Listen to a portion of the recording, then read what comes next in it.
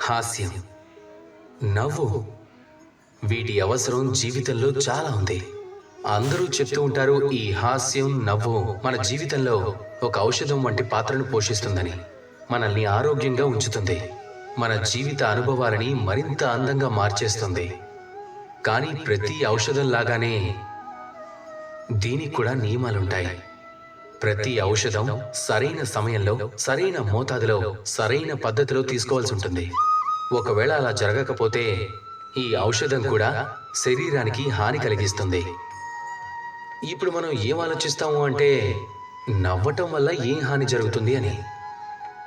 ఒకవేళ మీరు ఎవరినైనా చూసి నవ్వినట్టయితే అది వారి మనసుని గాయపరచొచ్చేమో. అప్పుడు అతనిలో ఉన్న మిత్రత్వం అంతమైపోయి శత్రుత్వం వారిలో ప్రవేశించవచ్చు. ఒకవేళ మనం అందరినీ ఒకే చోటుకి చేర్చి అందరితో పాటు కలిసి నవ్వితే గనుక అప్పుడు బహుశా మన లోపలున్న, మన హృదయాంతరాల్లో దాగి ఉన్న శత్రువు అంతమైపోయి మన హృదయాంతరాల్లో దాగి ఉన్న మిత్రత్వము బయటకు వస్తుంది. అవునా కదా? ఇప్పుడు మీకు ఒక ఉదాహరణ చెప్తాను. ఎప్పుడైతే ద్రౌపది దుర్యోధనుని చూసి నవ్విందో అప్పుడు అది మహాభారతానికి కారణమైంది. కానీ అదే విధంగా పార్థుడు, మాధవుడు కలిసి కూర్చొని నవ్వుకుంటుంటే అది ధర్మస్థాపనానికి కారణమైంది. ఇప్పుడు మీరు ఏం కోరుకుంటున్నారు?